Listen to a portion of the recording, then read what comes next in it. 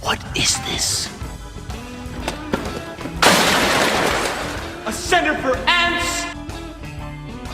Well, I must say, for a casual weekend, quite an experience. You allow this sort of thing in your department, you're basically saying it's okay. No, I'm saying that I don't care what they do as long as my life isn't interrupted by pointless conversations like this one. Shut up! Using his vast knowledge of history and politics, we start our day off right with motivational speaker Richard Battle. A good Wednesday morning to you, sir. I appreciate you being here. Good morning, Al. Thank you for having us back. Lead off again this Wednesday. You know, it is the baseball season. We want to at least get a base hit out of the hopper. You generally send a topic to chat about. I always like that. Don't like the topic, but I learned a ton just from you talking about it. We're going to talk about the fact that it is tax day, and it's running up on us really quickly on the 15th. You want to? Well, let's go ahead. You're going to declare it something. Well, it's interesting because Saturday, the 12th, will be Tax Freedom Day. And there's a group that calculates each year how many days we have to work for the government before we can start working for ourselves.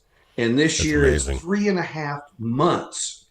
And so I don't think most people realize that. And our forefathers fought a revolutionary war over 3-cent tea taxes and other things, very small and moderate.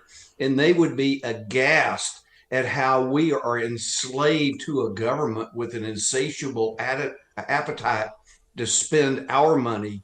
And in my lifetime, there's been zero respect for the taxpayers. And the only concern has been for the recipients of the tax money until this year. And so I think it's worth us talking about taxes, Tax Freedom Day. And I think we need a Taxpayer Appreciation Day as a holiday. And that could be a moving holiday. The day you pay off like this, the 12th is the day you paid all your taxes on average. That should be Taxpayer Appreciation Day. Everyone gets to stay home. The government can shut the heck down, and everybody will see that move further and further down. We'll be doing it around 4th of July. I think it'll be hilarious. Let me ask you this, though. Before we get into when income tax started, how do we work up to that point? If I'm not mistaken, it was all a tariff from other countries, right? This tariff thing we're going through now, the terribleness of tariffs, isn't that how the federal government got their money to begin with? How did it start? Well, that was the number one revenue source until the latest income tax in 1913 went into effect, was tariffs. Now, we had an income tax, at least the northern states did during the Civil War, the war between the states, whatever you want to call it. And that income tax was declared unconstitutional and went out about 1895. And so between 1895 and 1913, tariffs were the number one revenue source. Then there was a bill, constitutional amendment in 1909 to reinstitute income tax, went into effect in 1913. And here's the thing I think that people ought to find amazing is, again, it was only tax the rich. Only the richest 1% of the people would pay, and they had to have an income of $100,000 in 1913 dollars. That was what they sold. And so only 20% of the taxpayer, or 20% of the people, even filed an income tax return until around 1940, when the government grew to fund World War II. And what happened, and this I found fascinating in David Brinkley's book, When Washington Goes to War, they instituted withholding during World War II to make it easier for people to pay their taxes. And after the war was over, they reduced spending a little bit, and all of a sudden, all this money's flooding into Washington, and the politicians say, what do we do? And one of them said, well, nobody's clamoring for their money back, so I guess they want us to spend it. And so since that time, 100% of the people have to file income tax. And since then, it's been nothing but a money grab to get more and more money and have less and less respect for the taxpayers in this country. Well, you had said that The original income tax, at least in the northern states, that was declared unconstitutional. When did the Constitution change that we could have an income tax? Well, it just shows how it was rewritten. It was a constitutional amendment versus a law. You have different Supreme Courts to interpret and to allow versus not allow. So it just shows the difference in interpretation. What amendment is it that says you can have an income tax? Sorry, I'm not do you know? It's on your list. 16th Amendment. So we actually changed the Constitution to be able to have this income tax. And again, I presume, like the first one, only people making $100,000 or more, that was the first sell job, right? Yes. The rich people have to pay their fair share. Wow. All right. I have a copy of my great-grandparents' 1933 income tax form. And they had all kinds of interest, and it was a one-page document. So the other thing that's happened, in addition to the hand going into the pocket deeper and deeper now, it's almost up to the shoulder, the complexity of the income tax now has created this bigger than a cottage industry to fleece everybody on the pretense they're trying to help us avoid having to pay income tax. Oh, you're talking the choir here. I've said this every year for forever. There's no reason a guy like myself, small business guy, should have spent better than 8 hours. That's what it about takes me to get my taxes together, to put all the documents together, to then go to a guy and give him hundreds upon hundreds of dollars to put it together in all the right forms so that we can electronically send it to the government. And that guy makes me sign a form saying, hey, I'm not guilty of anything. If this goes south because something's wrong, that's on you, Al. And I have no idea. I do all I can to make sure they tell me what I can put in, what I can't. I try to do the best I can. And I'm still scared to death. And I think my tax were roughly 60 pages this year. How is that even possible? Well, it's because they want it to be complex, so it will fund accountants and lawyers in there. Whereas when it was implemented in 1913, the Revenue Act, it was 1% tax on $3,000 or more of income. Well, the average income back in those days was about $2,000 a year. Yep. So most people didn't have to pay anything. $500,000 in 1913, the tax was 7%. Okay, wow. So you can see how it's grown in their reach as well as the complexity. And anytime there's a proposal for a simplification, the politicians push back because of the lobbying efforts and because they would be ceding power that they have in instituting tax policy. That's it's amazing how far we've come and where we're going with all this. Because I don't know. At what point, I think you and I talked about this last week already, we didn't overthrow a government because of 3-cent tax. That might have been the straw that broke the camel's back. I don't know. But to sit there and think back then, if you really believe that story, okay, if 3-cent tax on tea is enough to uprise, what in God's green earth are we doing today? With the multi-level and the amount of money and all the rest, have Americans given up? That we, fight for my money kind of thing? I mean, now you have the Doge, which I believe Doge is the Tea Party of our generation, is that it's showcasing what's going on. We threw the tea in the ocean and said, we're not doing this anymore. Where are you sitting with the Doge and taxes and trying to save the money that they are taking from us? Well, I think that it shows that the current politicians have better media representation and lobbyists than the King of England had at that time, because he was unable to control it as well as they have. And they certainly control us with tax policy and other things and try to make us feel like it's always been done that way and there's nothing you can do about it. So shut up and pay and stop complaining. I think that is hilarious. All right, we got to go to break. We'll be back with more. In case you missed it, we're declaring Taxpayer Appreciation Day. Going to start right here with the Richard Battle Show. We'll talk more about it after this. All the special interests are represented in St. Paul. But who speaks for you? Center of the American Experiment does. Our policy fellows dig into the tough issues that matter to you and offer common sense solutions on education, taxes, crime, and energy. American Experiment is the trusted, nonpartisan voice of Minnesotans like you. We are working every day to make Minnesota a better, safer, more prosperous place. We are American Experiment. Go to americanexperiment.org to learn more. You know that car sound that sounds like a cricket playing a banjo? Jay's can fix that.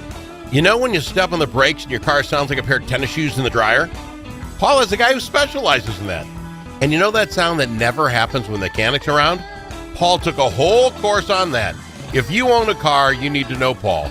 Paul owns Jay's Auto Shop, 202 North Main Street, Blue Earth, 525-1052, 525-1052.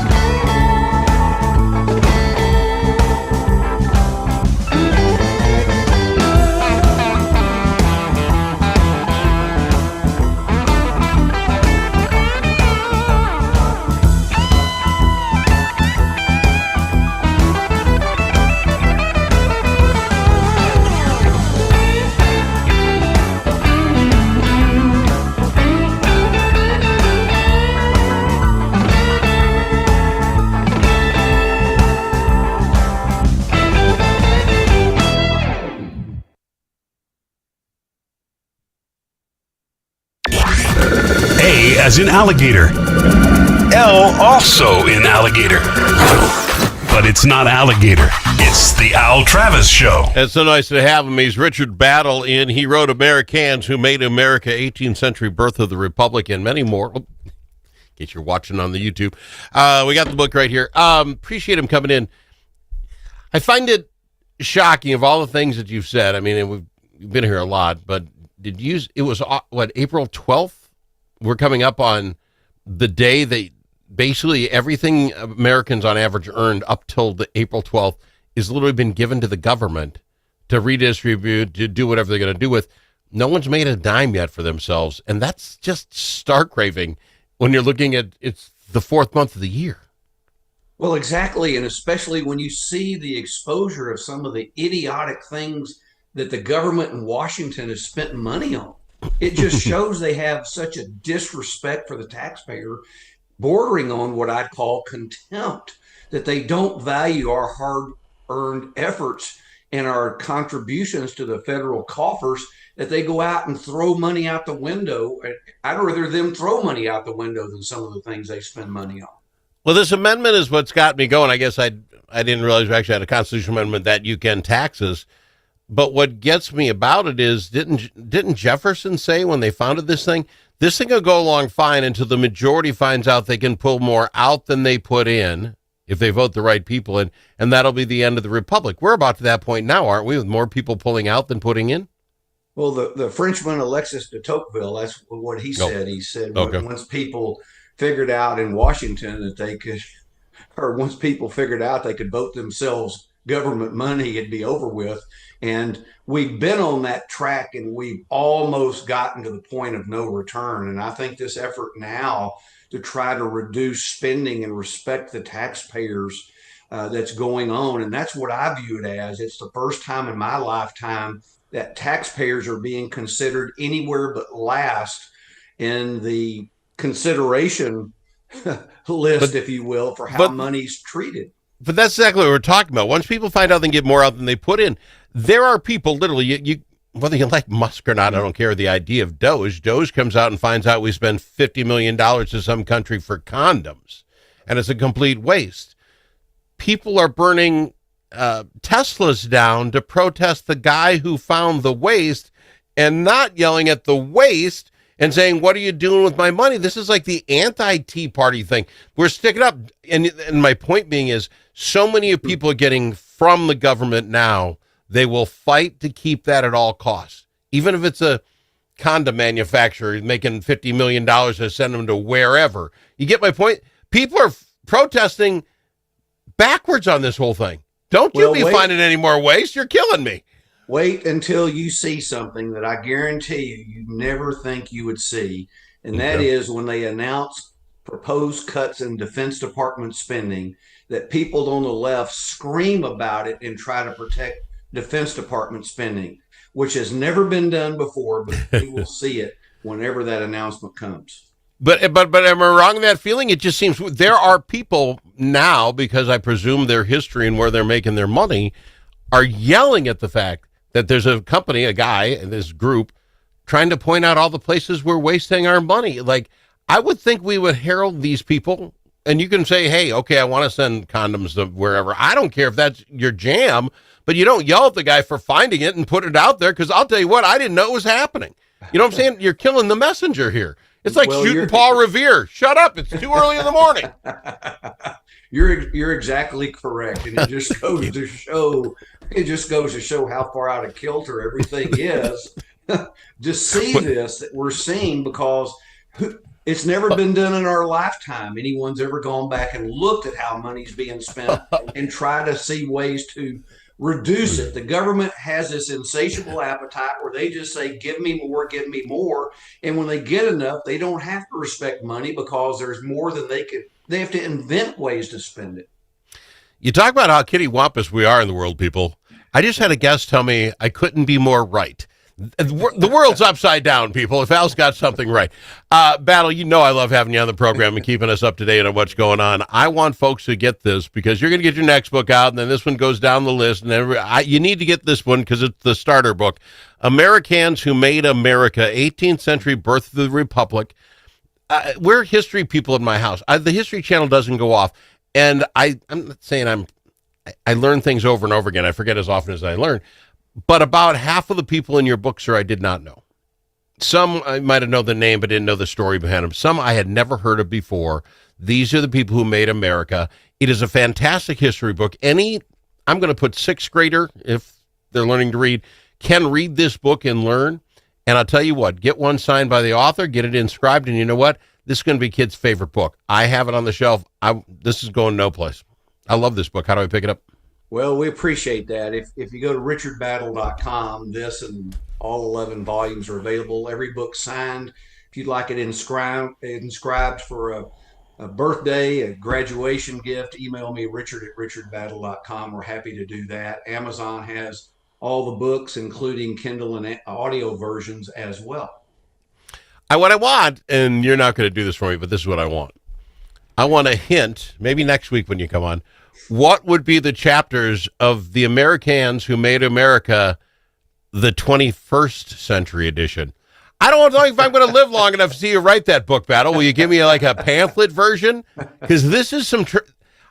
okay, it's overhyping. But isn't that the feeling of today very much like it was in the 18th century?